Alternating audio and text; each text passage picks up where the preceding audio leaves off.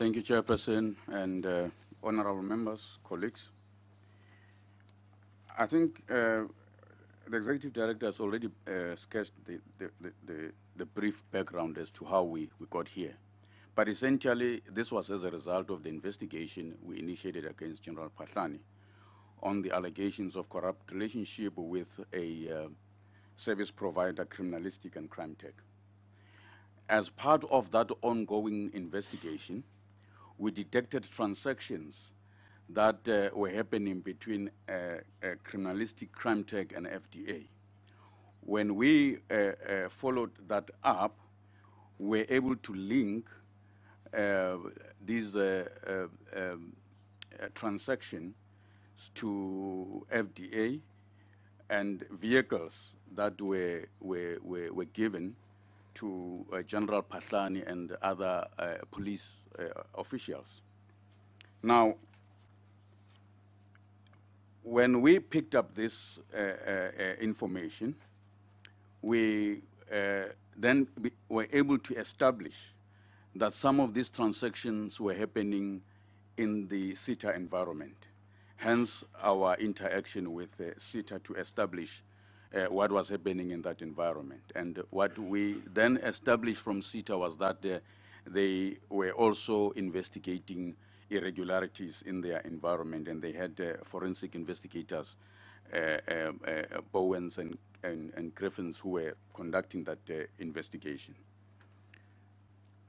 I must hasten to say that, Chairperson, this is it's a very difficult investigation, because as we investigate a particular focus, then it reveals other things that we have to follow up.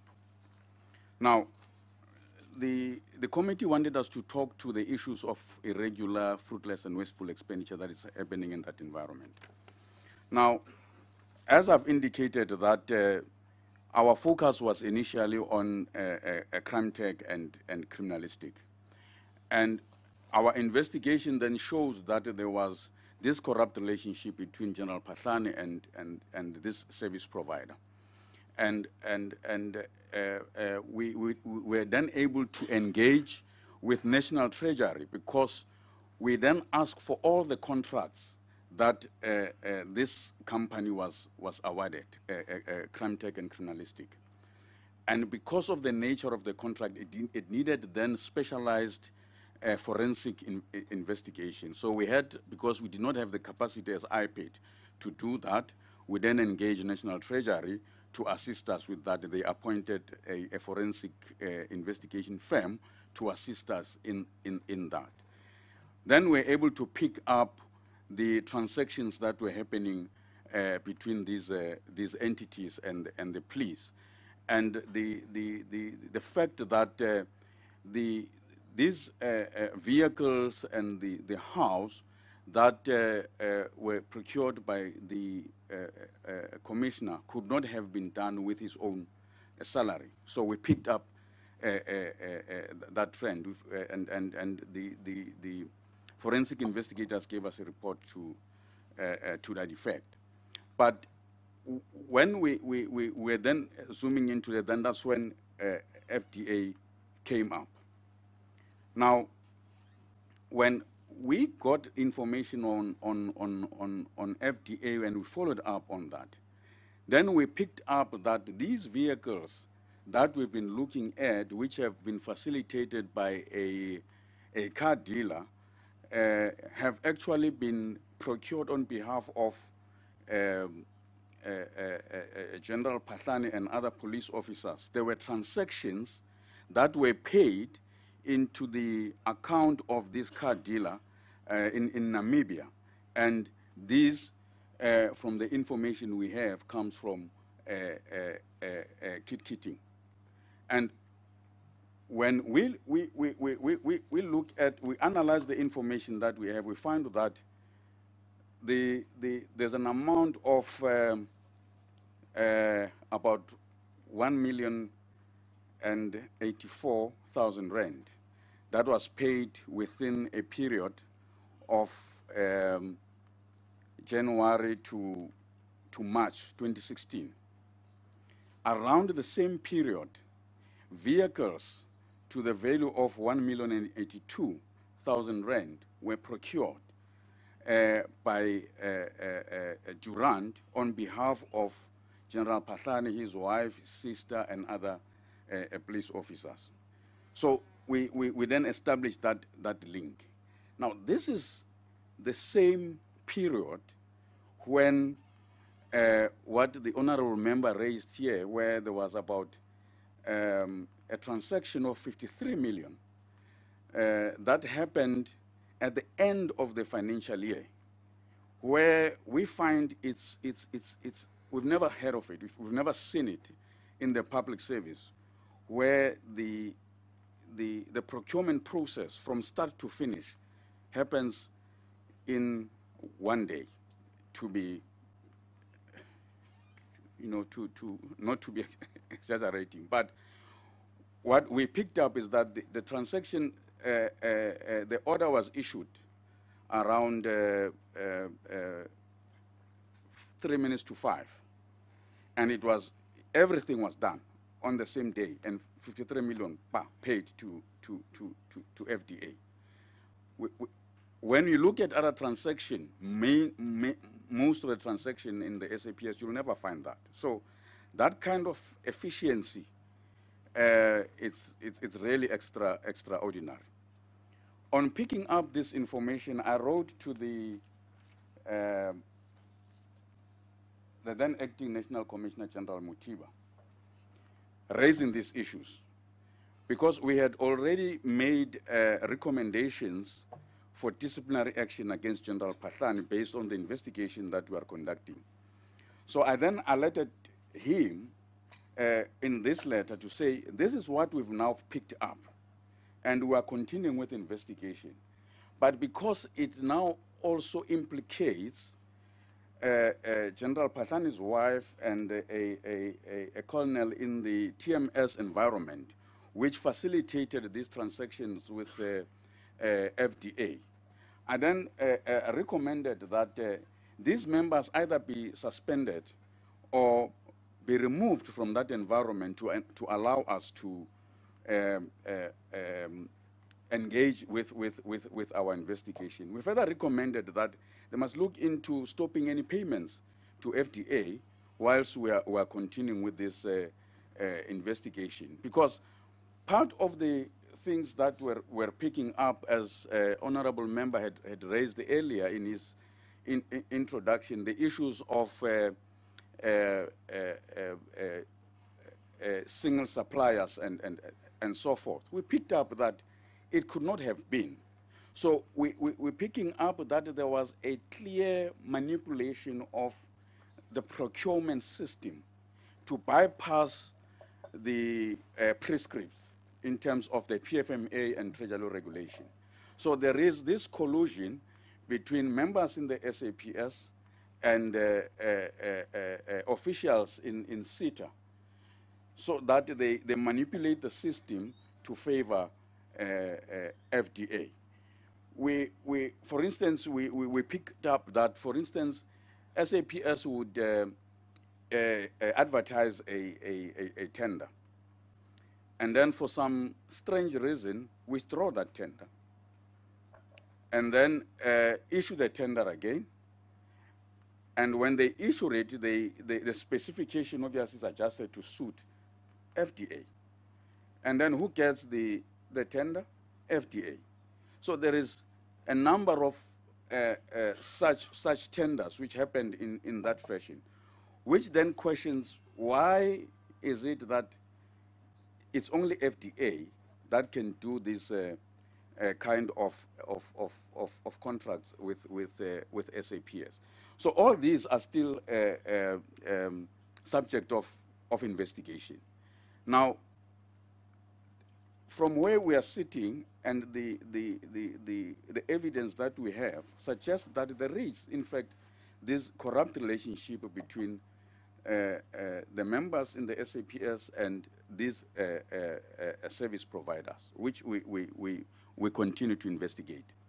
Now, as recent as Thursday and Friday, we got a tip-off about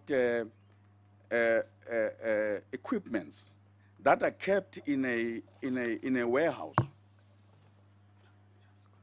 that are kept in a construction warehouse.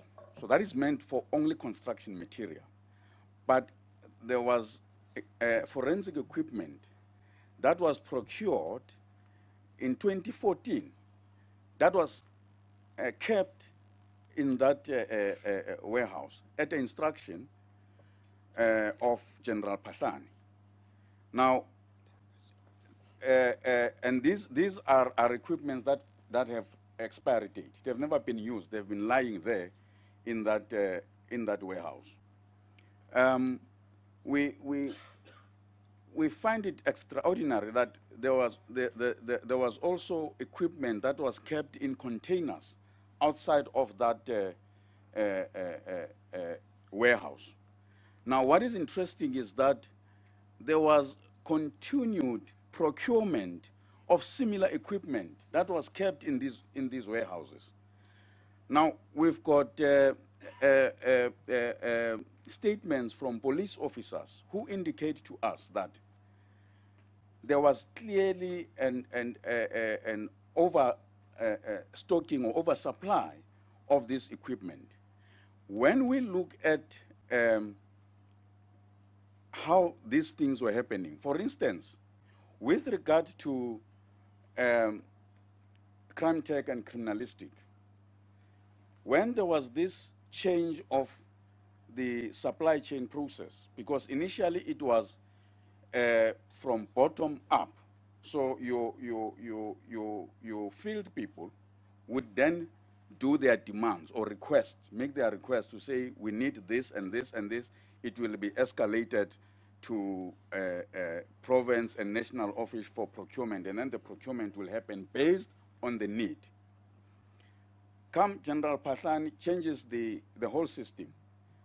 Now it's from national who decides what to procure without needs being identified by those that use this equipment.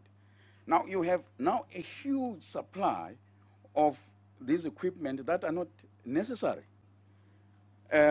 You have a situation where, and police officers have provided us with statement to that effect, they receive fingerprints, brushes, and so forth, all of which are useless. Some of them, when they are received, they are already expired. And in some instances, instructions are issued that they must use them. All this happens during a period when this service provider, criminalistic and crime tech, the amount of contracts they are getting from SAPS exponentially increases. You know, they would move from, for instance, 1 million to 24 million, you know. And you have people are sitting in the provinces, in the regions, sitting with some of this stuff that is expired that they cannot use. But it's the same trend with FDA, as I've indicated that with the 53 million, it happens in March. It's around the same time when the vehicles, it's happening. Now, there is clearly a problem in the supply chain environment within the SAPS, especially as regards these service providers. Now,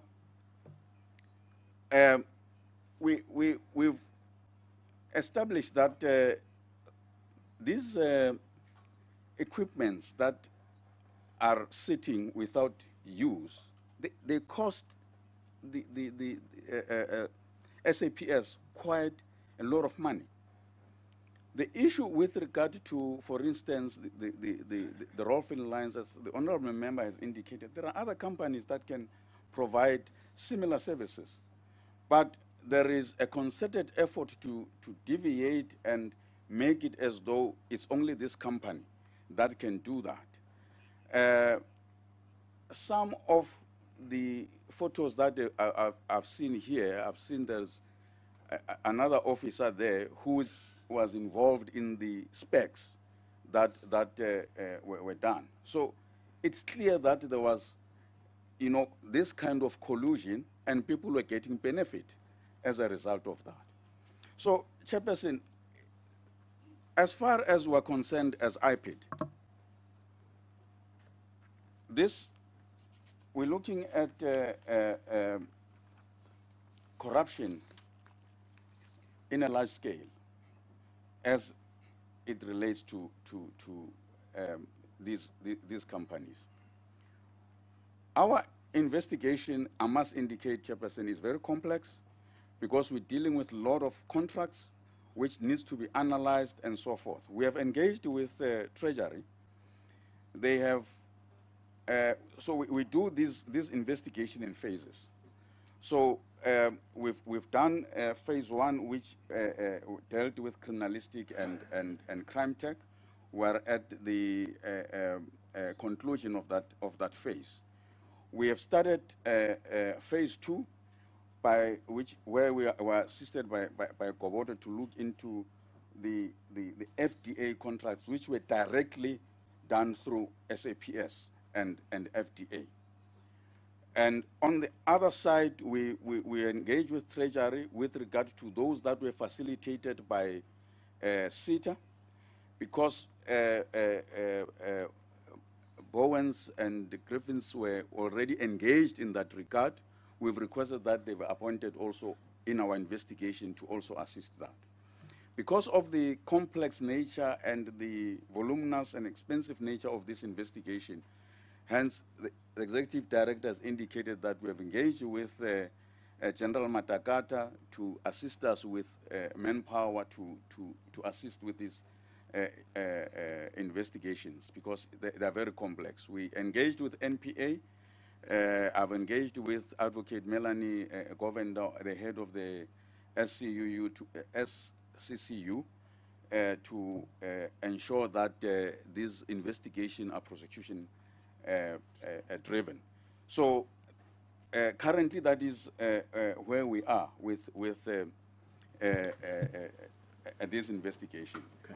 So Chairperson, it's important for us to indicate, as I've said, that we had written correspondence to General Mutiba. Unfortunately, we did not get any response with regard to the correspondence I had written to him in that regard.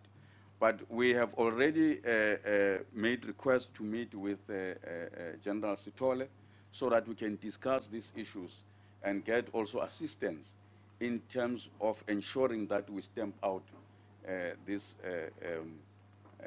corrupt activities that are happening in that environment. Okay. Shortly, Chairperson, that is all right.